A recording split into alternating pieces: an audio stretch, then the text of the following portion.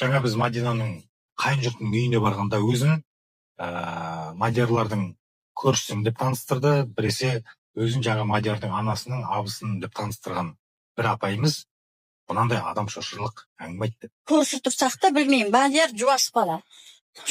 Енді может ашуменен еркек болғаннан кейін енді кім біледі. Ұрса енді ұрғанда шығар, ұрғанда да қатты өлтіріп ұрғанын мен көрмеймін енді.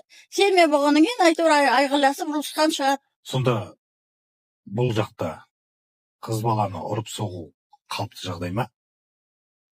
Еркек екенмін деп қол көтере беруге бола ма? Әйелді ұру сенің етеңің, жалтырайды көтенің деген қазақта сөз бар ғой. Таңғалатын ештеңе жоқ. Болмасын нәрседегі ұрса бер. Макси чайды ішіп қойдың деп ұрсады. Неменеге ініме ұрасың, неменеге мамаға өйтіп сөйлейсің, көршінің келіні былай, көршінің келіні анда. Мен қызым қанша рет осы жаққа қайтып келсе, мен қанша рет барма деп айтсам да, ол өзінің махаббатына сенді. Мадиярды қатты жақсы көрді, оға қатты сенім артты. Одан толқы не күтті. Айтатын, маған толқы мейір берсін болды. Одан ештеңе күтпеймін, мейір берсінші. Внимание күтті одан. Қызыңыздың қайтыс болғанын кімнен естідіңіз? Мен қызым қайтыс болғанын Зейнептен естідім, қызымның дос подругасынан. Құда-құдағиды көрдіңіз ғой, сол кезде сұрадыңыз ба, қызым қайда деп? Қызым қайда деп сұрадым.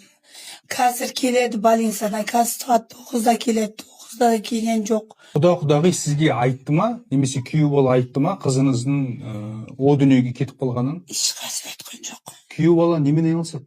Жұмыссыз. Жасы нешеде? 23-те. Алып қашты ма? Алып қашқан кезде сіздер баталарыңызды бердіңіздер ма? Ол баста?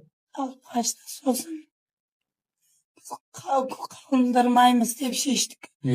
Ол қызым қалам. Қалай танысқан екеуі? Интернеттен. Жаназаға құда-құдағи келді ма? Жоқ, ешқайсысы келмеді. Неге? Қиналып, жаны қиналып тұрған емес олар. Бәрібір болып тұр ма? Бәрібір болып тұр ғой оларға. Мамасына қызының аккаунтынан, WhatsApp-ынан видео келеді. Мен асылайын деп жатырмын деген сияқты ше. Бірақ оны күйеуі түсіргенде ойлап тұрмыз, өйткені үстінде көйлегі тізесінен асады, беті түсірілмеген, жіпті түсірген, аяқты түсірген. Аяқ бізге андай әйел адамның денесімен аяғына ұқсамайды. Күйеуі өзі істі имитация істеу мүмкін ба? сондай жасаған деп ойлап отырмыз.